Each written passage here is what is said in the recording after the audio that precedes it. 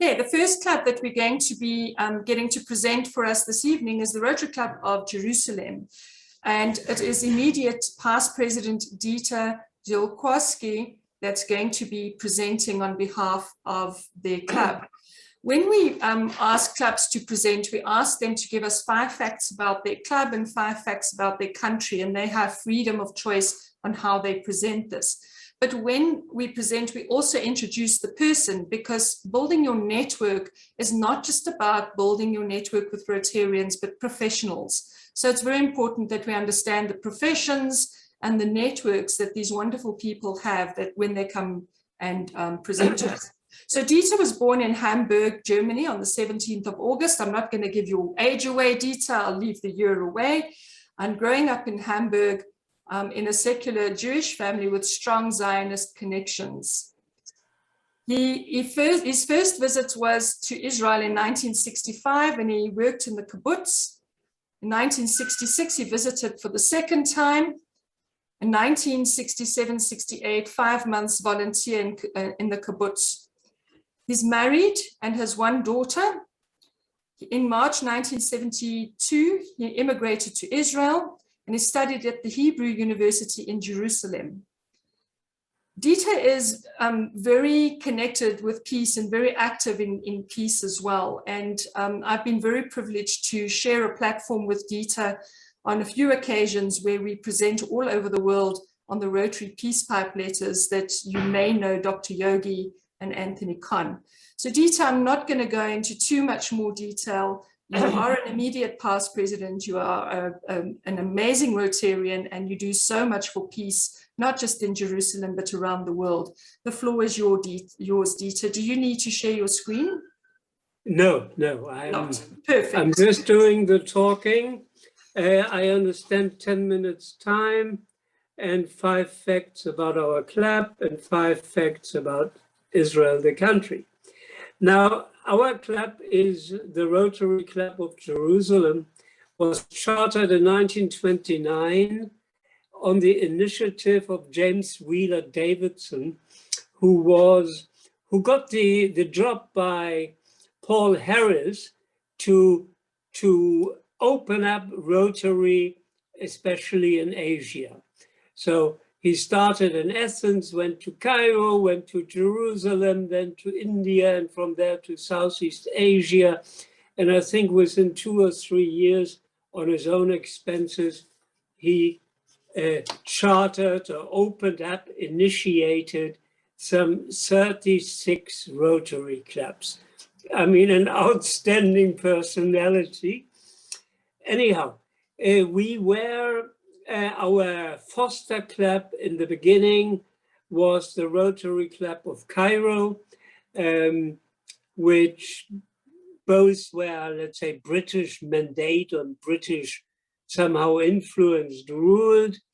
We still have our bell to open our meetings when we have physical meetings, was given as a gift by Rotary Club Cairo. We are the only English-speaking club in Israel because from the beginning it was a very heterogeneous club with backgrounds from all over the world. Our community service projects, we support school students, we support the kindergarten at the YMCA, which is our home turf when we have physical meetings. And we support at this time 2 peace projects between Palestinian and Israeli children. One is computer related and the other one will be a kind of theater group, which is just starting. The other worthwhile to mention is we are working on a global grant to support dental care. You know, dentists are expensive all over the world. And we look, I mean, this dental care facilities is looking after old age pensioners and Holocaust survivors, people who simply don't have the money to go to a decent dentist to have their teeth in order. Our members are various backgrounds and religions. Jewish, Copt is one of the oldest Christian religion from Egypt, Catholic, Protestant, Druze. We had one Catholic priest who regretfully a year ago had to relocate to the United States. So our members are very wide-ranging and with various backgrounds. Our members are born in Israel. Funny enough, two of them of families with German Jewish backgrounds, and they speak almost fluently without mistake German, even they never lived in Germany. So that's fascinating. We have one member who was born in Johannesburg and then went sometime, I don't know when, to the United Kingdom, and they sent him the BBC, sent him then to India, etc. Otherwise, from the Netherlands, Carrie and Louis are from the Netherlands originally, Germany, Egypt, Switzerland, Nigeria, and the USA. Some are Holocaust survivors, and 3 members are living not in Jerusalem, in the greater Tel Aviv area. Dudi, I include Netanya in that, okay? And one member is living even in Germany. He was a former member, got somehow lonely in Germany, and then asked if he could be a member again. And that's the beauty of the Zoom meetings. Rotary in Israel has round about 55 clubs, and Israel is one district for political reasons. We have another Rotary club in East Jerusalem, but that belongs to the Rotary district of Jordan, okay? And there is very little contact between us and them. And when we contact them, they try to, well, behind the doors, we can meet and talk, but they don't want to be called traitors by their compatriots.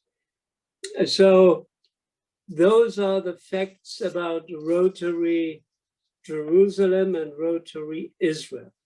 Now, facts about Israel, which might interest you. Demography.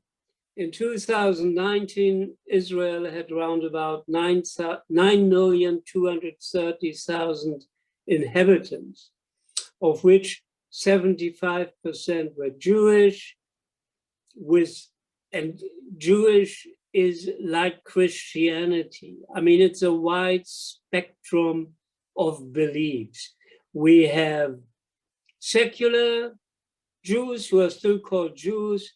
We have Reform, where women and men are all together, etc. And we have down to ultra-Orthodox.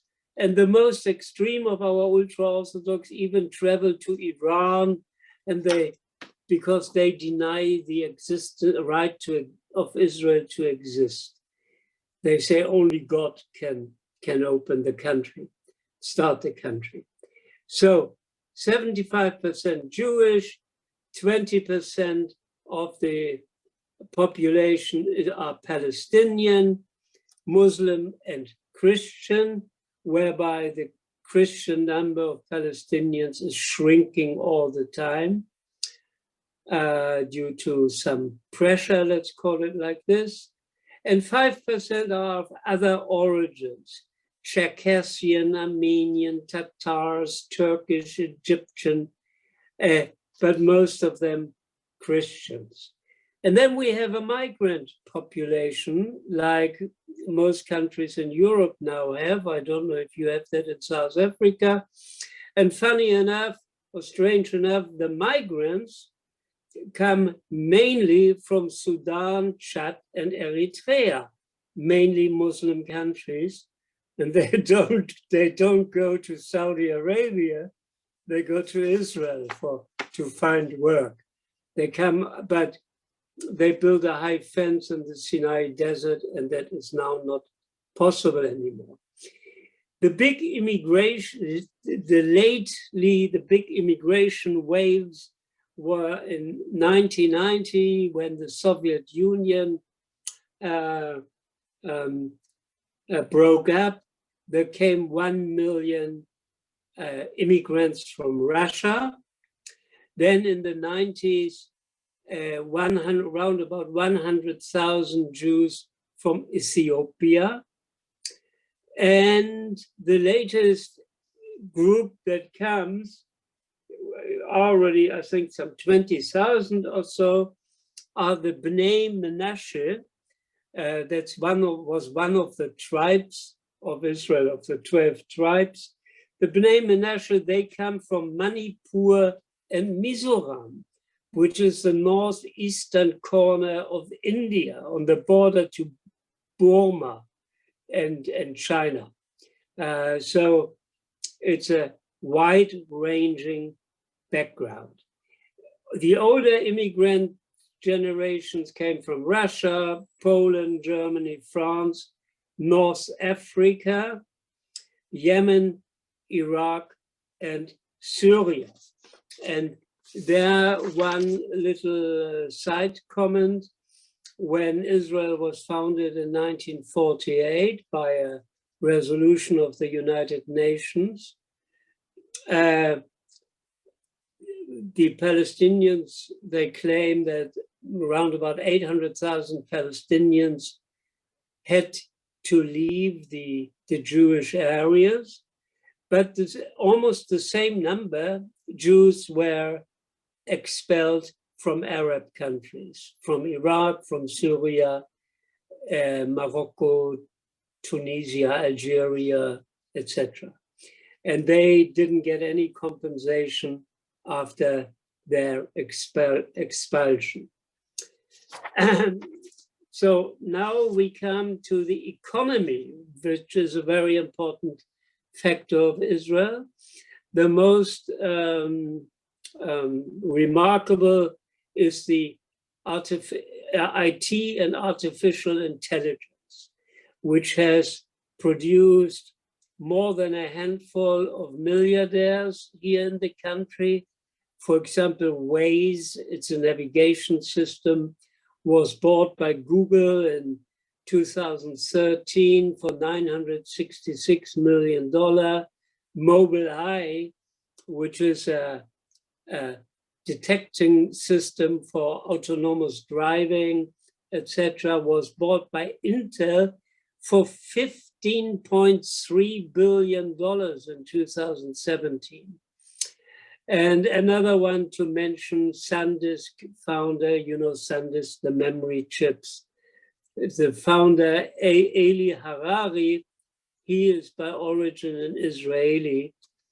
The success of the IT world is based on a special unit of the Israel Defense Forces, Unit 81, which is counterintelligence for against hackers and all these things. And once when the people finish their professional army service there, they go into private business. Consequently, Israel is the world's largest startup nation, with new companies, mainly in the IT sector. They are very good here to develop ideas, to develop something, and then when it has a certain size, they sell the whole lot and go into something else. The gross domestic product spends 4.5% annually on research and development, which is very high compared to other countries.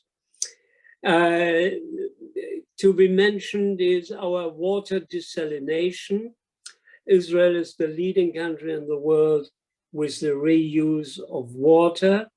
We have 5 desalination plants with around about 600 million cubic meter, which provide for 75% of drinking water, 120 plants for purification for dirt water, wastewater, which is only used for agricultural purpose. It doesn't go back into the drinking cycle, okay? Total water consumption, 2,350 million cubic meter of water. Israel is exporting, by the way, 120, I think, million cubic meter to Jordan. And you have to think about that politically for a while. Water was always the main issue in the desert countries for warfare. The tribes, the Bedouins, water meant survival, access to water. So that is very important. The latest economic development are our offshore gas fields, which are bringing good tax revenues. Israel's gas consumption in 2020 was 11.1 billion cubic meter. After drilling and finding, it started really just some 2-3 years ago, the production, and Israel has an export agreement to Jordan. We are selling gas to Jordan. Now I come to the last point, foreign relations. Peace agreement and exchange of ambassadors with the surrounding world in 1978-79 with Egypt, Anwar al-Sadat, who was the most courageous statesman and who paid dearly with his life for his decision. 1994 with Jordan, and now in 2020, a year ago, with the United Arab Emirates, Bahrain, Morocco, and Sudan. So of the immediate neighbors of Israel, 4 Arab countries, 2 have full diplomatic relations, trade relations, etc., etc. The relation to Saudi Arabia got very relaxed. Saudi Arabia, I think almost a year ago, gave overflying rights for planes, Israeli planes and planes coming and going to Israel, which was a real breakthrough. Good relations with Oman as well. No relations, and that is mostly due to Iran's influence with the Shiite population. No relations with Lebanon, Yemen, Syria, Algeria, and Libya. But what is important, our immediate direct neighbors, right? My last word, which is a political statement, many people in the world call Israel an apartheid country, a term that you know very well in South Africa. But with the ethnic background and the mix of our society, we have probably one of the most mixed ethnic mix of any country in the world. And to call that apartheid is utterly nonsense. One can talk politically and criticize politically, but it has nothing to do with apartheid. Okay, those are my 10 facts altogether. Thank you. Thank you, immediate past President Dieter. That was really, really insightful. And I think the Rotary Club of Johannesburg shares something with you when we started 100 years ago. We also used to meet at the YMCA, not in Jerusalem, but in Johannesburg. I would like to thank you very much, and our guests will have a chance to meet you in breakout rooms, you and your other Rotarians. I'd like to move on to our next presenter, who's Rotarian Petra. Petra, you please need, I'm going to beg for forgiveness later because I'm probably going to get your surname so wrong, but I'm going to try. Uzuchukwe Macleo. If I got it wrong, I apologize. Apology accepted. Okay, so Petra is a Paul Harris fellow, or Paul Harris Society member, if I'm correct. He's from Southeast Nigeria. He's the past president of the Rotary Club of Abuja, Wuse, and 2 District 9125. And he's a thought leader in peace building works. He is a national coordinator of activating positive peace in Nigeria, and he's the chairman of the Grey Child Foundation.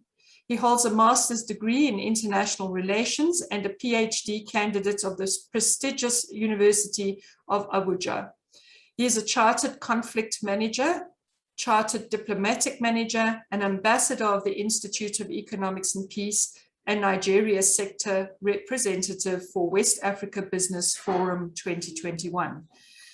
Rotarian Petra is a fellow and senior member of several institutes and organizations, a peace-building researcher, a peace advocate and practitioner. He moderates and participates in community-driven peace-building programs, socio-political dialogues, and a key stakeholder engagement. He engages scholars and frontline practitioners on the ethno-religious facets of conflict, community peace-building, and human security. He works extensively in conflict transformation, psychosocial support, and in intersection of peace values in Nigeria. What Petra didn't say here is he's also one of the co-founders of our newly launched Africa Peace Hour that we launched on Sunday evening. So he represents West Africa on that particular forum. Without anything further, Petra, it's all over to you. Okay, thank you very much, Grace. I appreciate the introduction. And can I share my screen? Okay. You may. Thank you.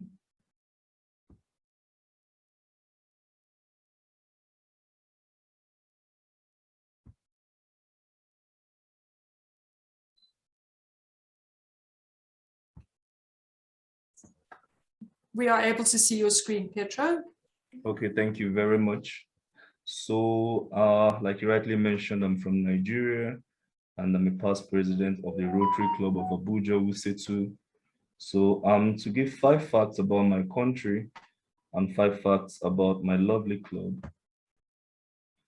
Okay, Nigeria is, we gained our independence in 1960. Currently, the country is 61 years, and it's been 61 years of military dictatorship and civilian rule. This is actually our 4th republic. Accumulation of military rule in Nigeria accounts for more than half of Nigeria's existence, but currently we've experienced 2 successful handover in democratic system. And we're beginning to see what it feels like to govern yourself democratically and learn from democratic best practices in the world. Nigeria, it's over 200 million in population, a very heterogeneous society. And that's where I would like to stop when it comes to political dimension of Nigeria. There are lots to talk about, but be rest assured that this forum won't be enough to delve into the realities of the giant of Africa. Next, fact number 2 is the culture of Nigeria. Nigeria has over 250 ethnic groups and over 500 languages. When it comes to heterogeneity, I think Nigeria is the perfect definition for that. I'm from the Igbo tribe, And there are the major ones, the three major tribes, Igbo, Hausa, Yoruba. We could go on and on, the Tiv, the Fulanese, the Jukun. There's so many of them, so many tribes with their culture, with their belief system, with their values and norms.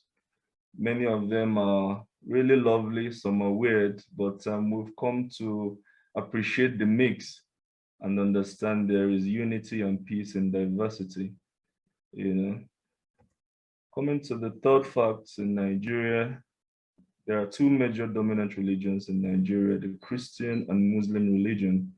But that is not to say that other religions does not exist. There is a traditional system.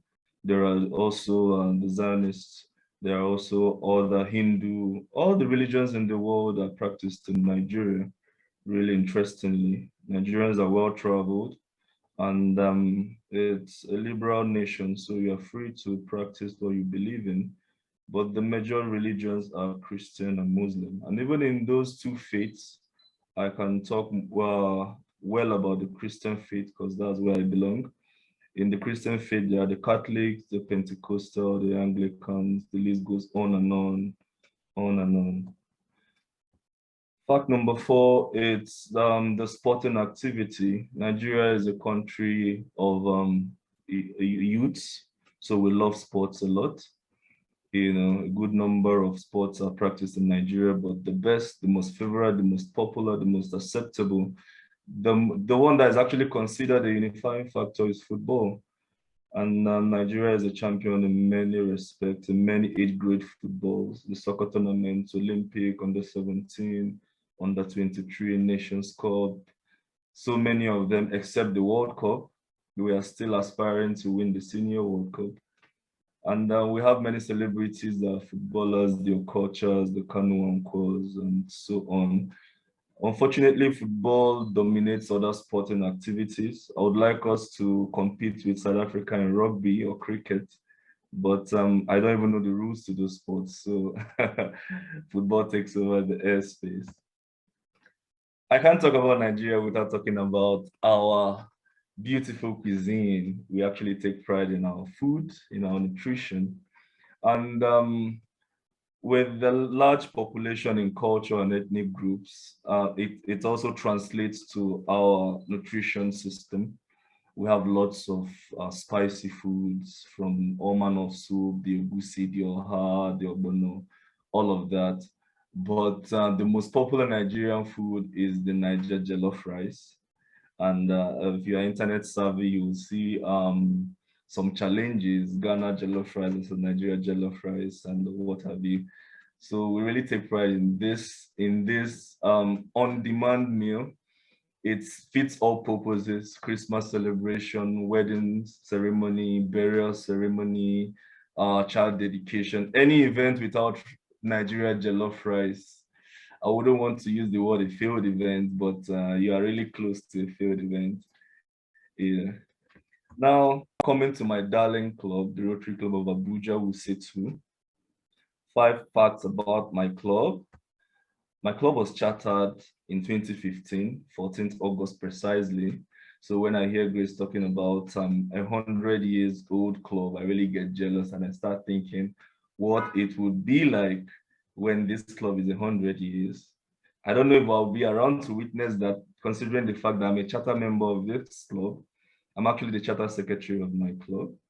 We chartered the club with 21 members. Currently, we are 33 members, and it's been growing from strength to strength. Our club is composed of young professionals and advanced citizens as well, a few of them. But it's a very dynamic club, very, very dynamic club. I consider my club an A-class service project club. We love service projects.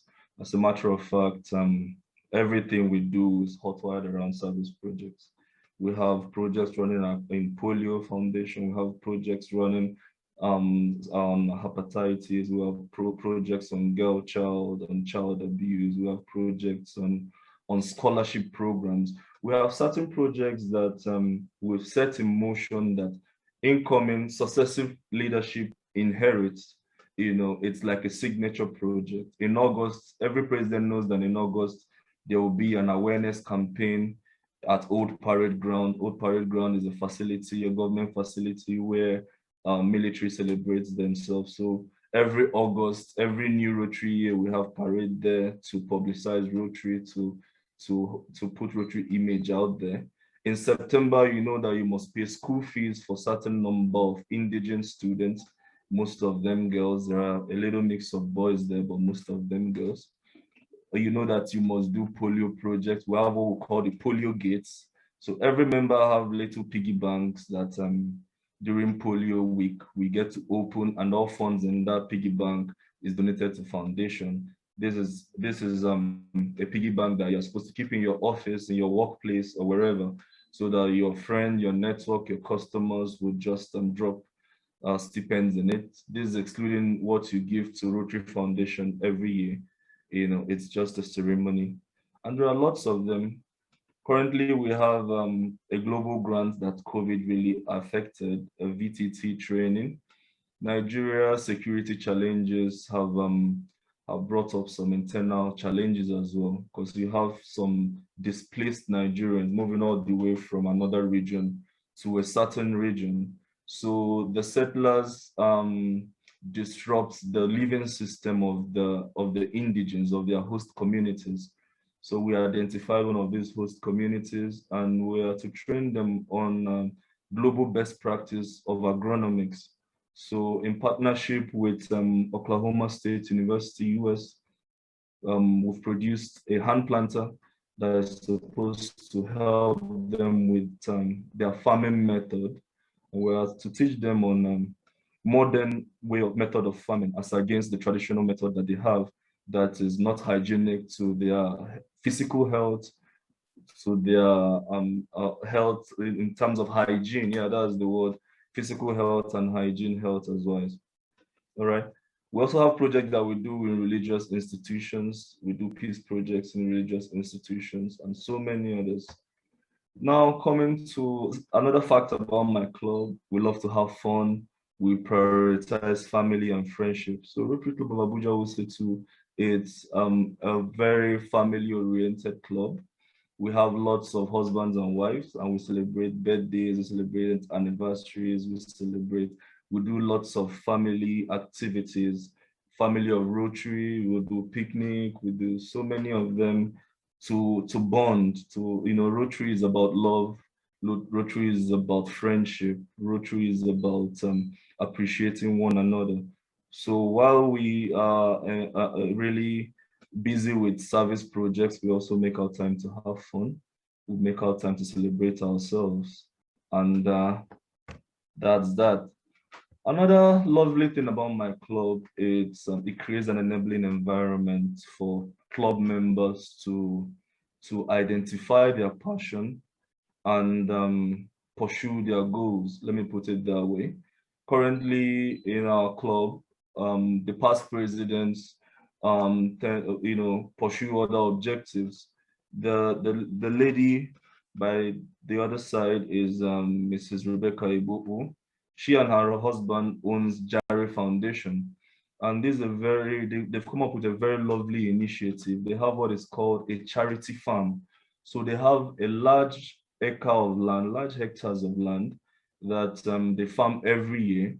So the idea is every harvest, the whole farm produce, the whole harvest from that farm goes to charity. That's the concept of the foundation. So they do this every year. They determine the beneficiaries through online poll. So they ask the audience, they ask the people, the masses, to nominate the indigent community they will visit. So they take their time to collate these votes. At the end of the period, they harvest, and all farm produce in that community, they add to it even, and then they give back everything to the society. There's also a dimension of Jerry Foundation that touches up on mental health. Mrs. Rebecca is a lawyer, a mental health practitioner as well. So she is also involved in Girl Child. So it's a cocktail of so many things, Jerry Foundation, and our club created the enabling environment. I, on the other hand, am a peace practitioner, and my club have given me that enabling environment to say, okay, we could support you with what you do. You know, the Activating Positive Peace in Nigeria initiative have gained international recognition, publications from Rotary International, award from Rotary International, so many things. And currently I'm partnering with my district to do other activities in peace building in 24 states in Nigeria. So it's really huge, and all thanks to my club. I appreciate their efforts. And just like Grace rightly mentioned a while ago, we just bettered another initiative on about Africa Peace Building Hour. And I can assure you that this initiative will also fly. Last but not the least, another fact about my club is our induction pattern. You know, we lay so much emphasis on induction that we induct only 4 times in a year. So we cluster induction ceremonies, you know, quarterly. We induct quarterly. So the whole idea about that is for you to come with your family, friends, and what have you to witness your induction. Is a ceremony. We celebrate Rotary.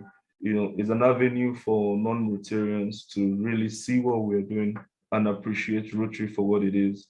In Nigeria, people have different ideas or different thoughts of what Rotary is, being that it's a country that has lots of organizations like that with different ideologies that the form and substance are not really the same. So such avenues as induction, we use it to open up the club, let Rotarians, non-Rotarians get to see and appreciate. We talk about what Rotary stands for, show clips and images of what Rotarians do the world over. And it's really beautiful. It's really beautiful. And distinguished ladies and gentlemen, that's all there is about 5 facts of my club and Nigeria respectively. Thank you very much. Thank you, Rotarian Petra. That was really interesting. And we commend your club and what you guys are doing for peace in Nigeria. And our guests will all have a chance to meet some of your members of your club in the breakout rooms and ask you more questions there.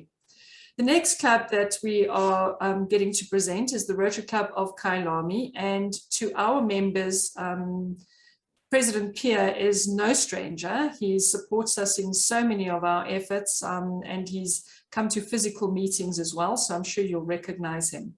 So the Rotary Club of Kyalami will have 3 presenters, and I'm going to quickly go through their bios.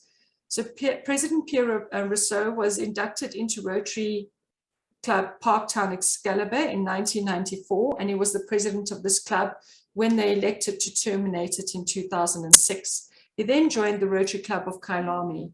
He is again the president of that club. He favors community services projects concerned with education. Pierre is by qualification an industrial systems engineer in private practice, doing and regulates consulting work for the United Nations specialized agencies. He was appointed the chair of the International Standards Board, serves on the committee S42 International Standard for Addressing Systems and the technical committee TC211 of the International Organization for Standards ISO. He has consulted to governments of 14 African and Asian countries. He invented the Earland system for addressing coding and geolocation for these countries.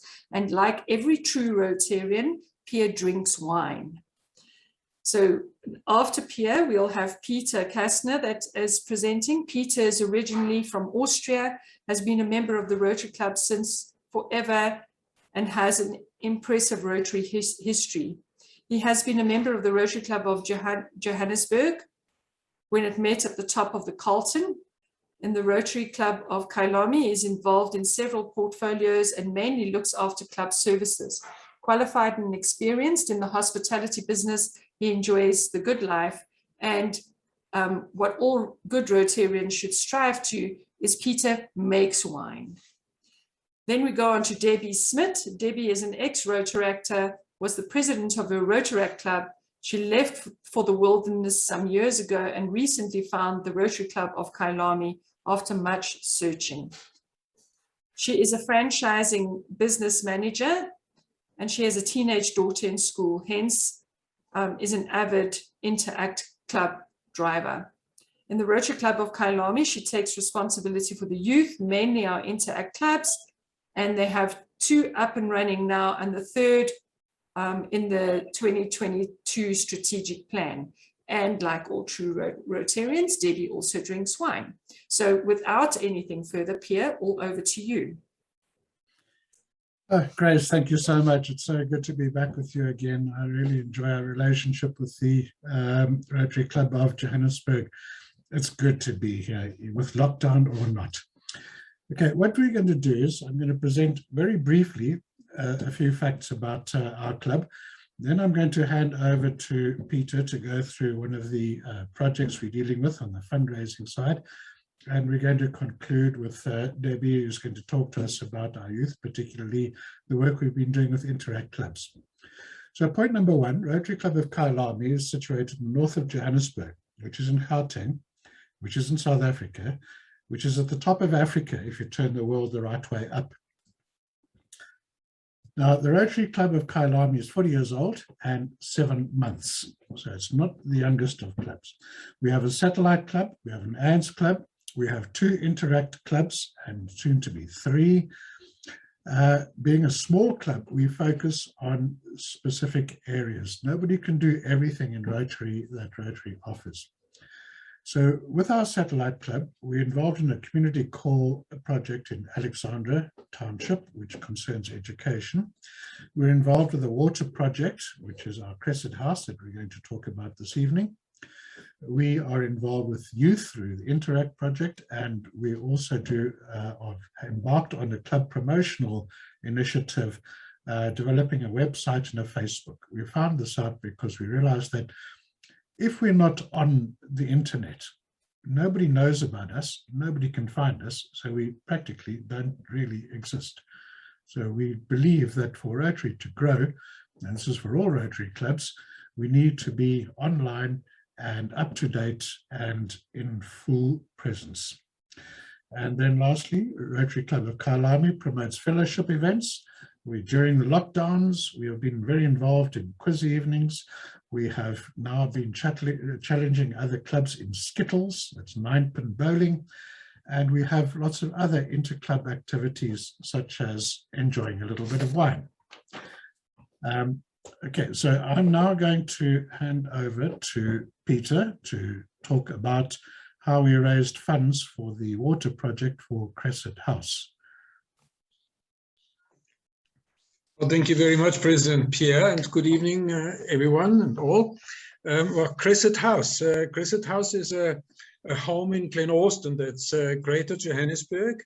It's a registered NPO, that means a non-profit organization, and it does provide residential and workshop facilities for some 40 or 50 adults with intellectual disabilities. The age range there is between 18 and 72 years.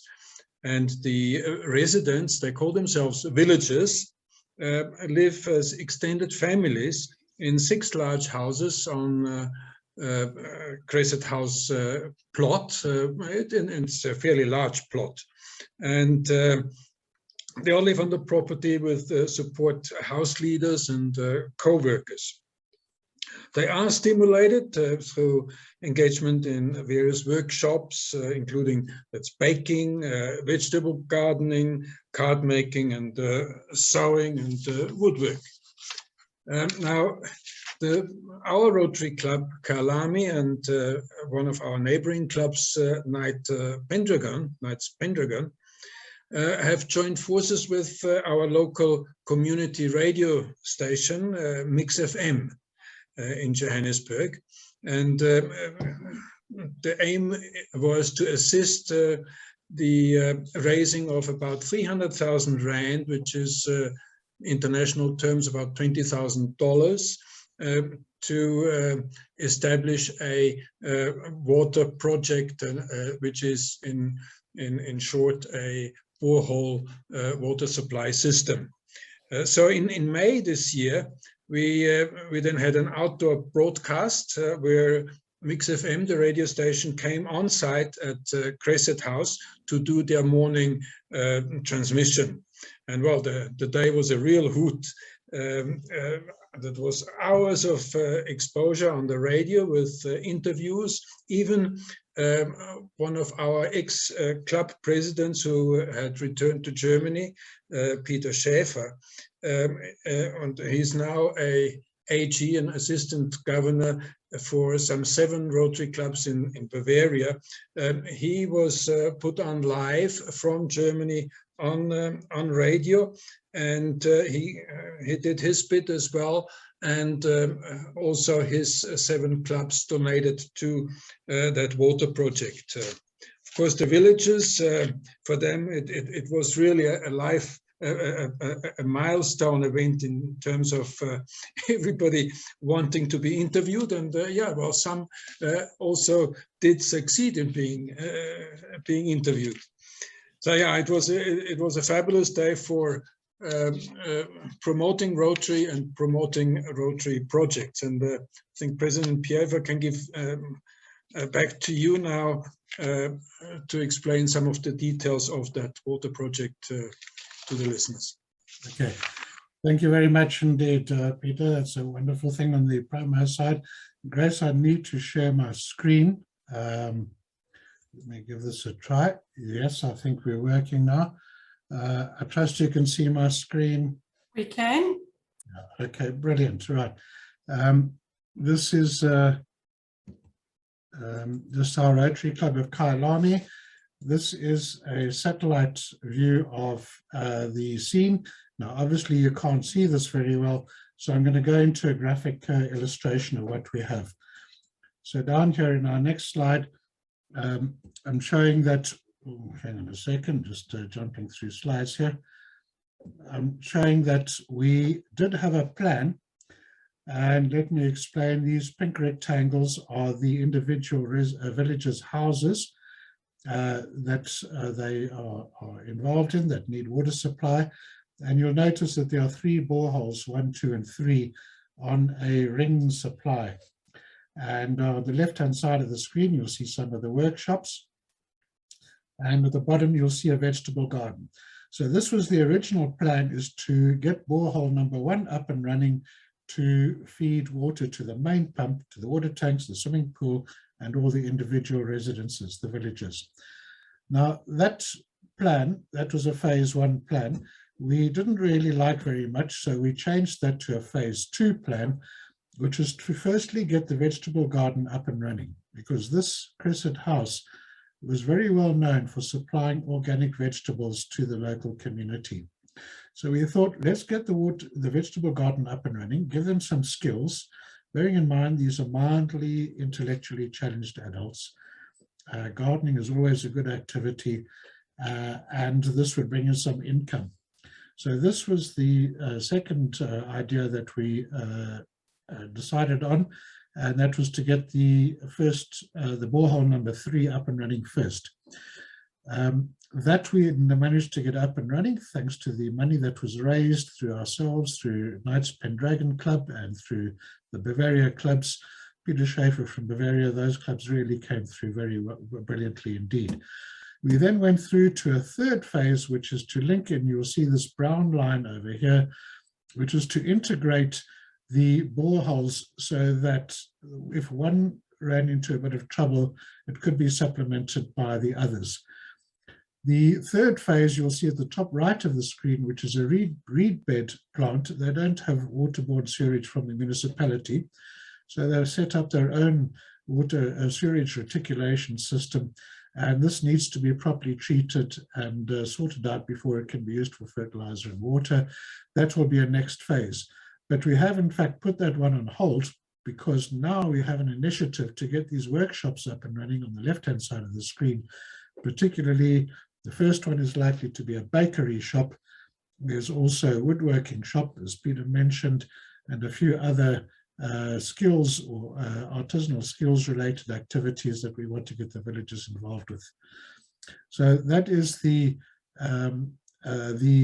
strategic plan for the development of Crescent House. We're going to continue to do this with our stakeholders. I must mention that the amount of money that we raised was not really sufficient for this project, and we had to dip into the resources of Crescent House management as well. They're spending 25,000 odd rand per month.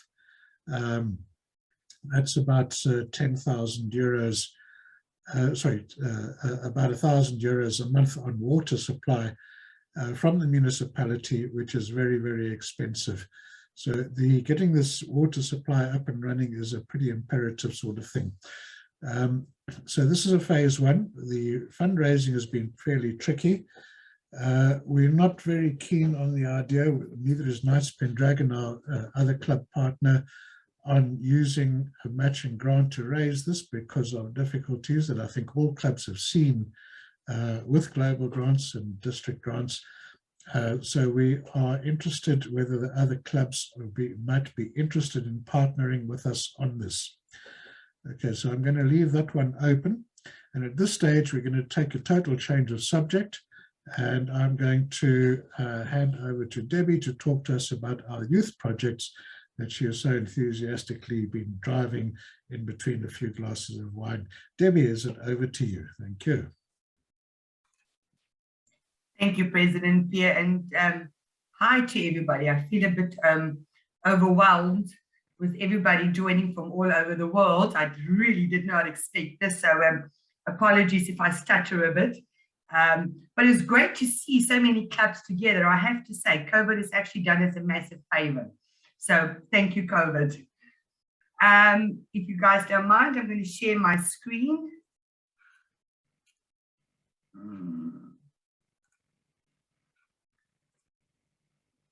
Okay, so I've been a Rotary actor in the past, and I had lots of fun with community as well as club service projects. And when I joined Rotary again, I thought it was a great initiative in order to get Interact back into the actual club and assist us with getting projects done and all of those. We are co-sponsored by the Midrand Next Gen Club for Interact. And although I was only inducted as a Rotarian on the 20th of May, by the 27th of May, we already had our first Interact Club being inducted, which was the Interact Club of Bulu College. This Interact Club is mainly ran by the Midrand Next Gen Club, where we are the secondary club. But I am very proud to announce that we got our Redham House College in Waterfall as a Interact Club on the 9th of September 2021. So just a bit about the actual Redham Club, which actually have done quite a lot of work within the actual community. If we have a look here, they did the chalk flip-flop day earlier this year, where everybody wore flip-flops to the college, and they collected money, and the money was donated to chalk to help children with cancer, and they managed to raise over 20,000 rand. Then also they had the Rainbows and Smiles Biscuit Mission, basically where they decorated and sold cookies in order to raise money for the Rainbows and Smiles Foundation. And they raised over 2,000 rand in support of children with cancer and their families, which I think is a great mission. Then also they joined an online video call to make sandwiches together. They donated all the sandwiches that they made and non-perishable foods that they collected to the Jerusalem Informal Settlement, and specifically to the children from the FTK charity creche. I thought this was a great initiative, especially seeing that they could still assist by making sandwiches, but yet being, as I say, online with video call. Then they also had an outing to the Husky Rescue Center of South Africa, basically to go and look after the pooches, grooming them, walking them, playing with them, assisting with them, just to give them a bit of attention. They also did a gender-based violence drive for the Home of Hope for Girls. So they with their matric students And they also collected a lot of sanitary products in order to hand over, which I thought was a great initiative as well. Then recently they did an outing to the Woodrock Animal Rescue, where they also walked and played with the animals and the other dogs and everybody, just giving love and attention to these animals in need.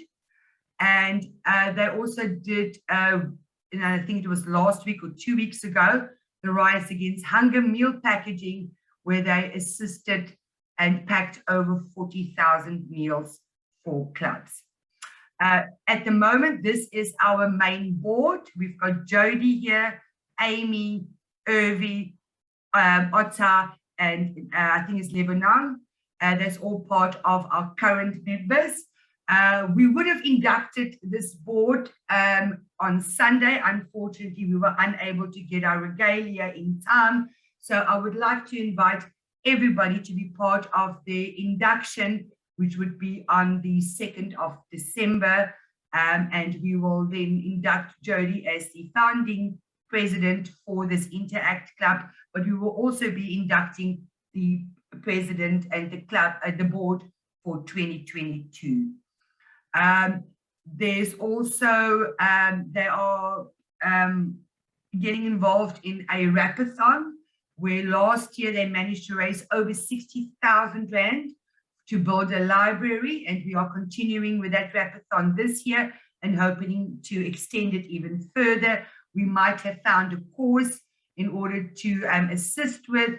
And then we've also got next year a third Interact Club, which we're hoping we will join us, which is the Summerhill College in Midrand. Thank you very much.